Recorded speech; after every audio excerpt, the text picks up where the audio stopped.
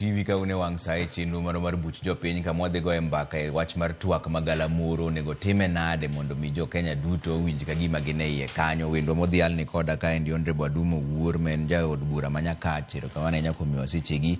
Honorable Peter Orero men jaod bura ma Kibera bende nitiere ka, erokamano ahinya kuom miwa sechegi. To gi Kennedy Obuya men jakom UDA dala ma Homa Bay. Erokamano ahinya kuom miwa sechegi.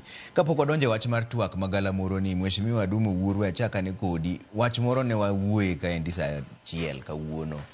Tho mar ng'at achiel dala Manyakach Sigoti e wach mar kuo mar dhok.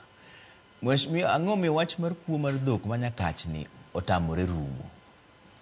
Pek ni kanye? Pek nitiere nikech ok apani sirikal oseketo okang' makare ne gidwaro ni gitieke.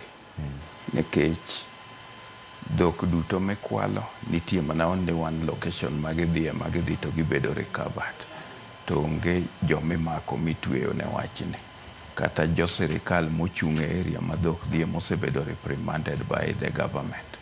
Koro apani the goodwill and the criminals matimo gini take advantage ma the laxity ma the government.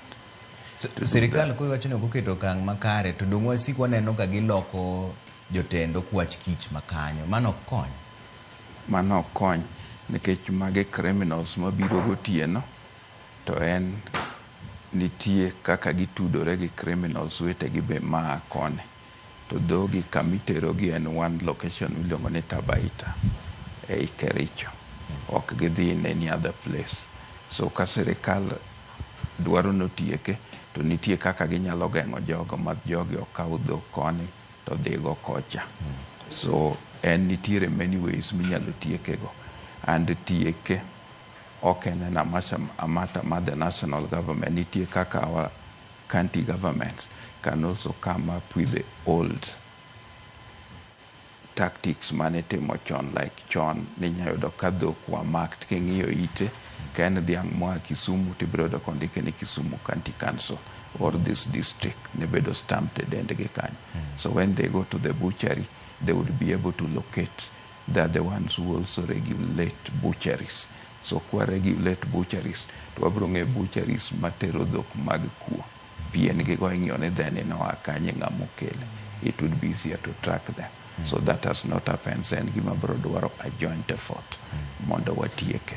Ang'eni nyoro nin kanyo nyaka gimoro sa 11 gokinyi kawuono.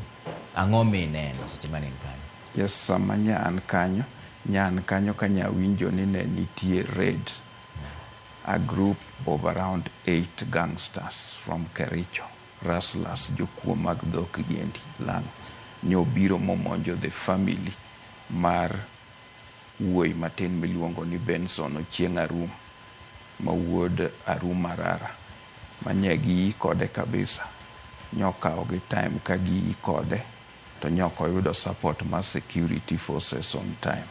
Jo security no biro but nye gibiro kodeko. Sama nyi biro no nyoyud ka nyosechwoye gasere ma nyoko nyal tony ma nyothagi kanyo. To nyotemo geng'o gi to nye gidhi gi dhiang' achiel to en be gichwoye. So nyotho kanyo on the spot nyan kanyo gotieno saa 8 nyaka saa 11 kanyo ero. In kaka koro jatelo makanya ang'o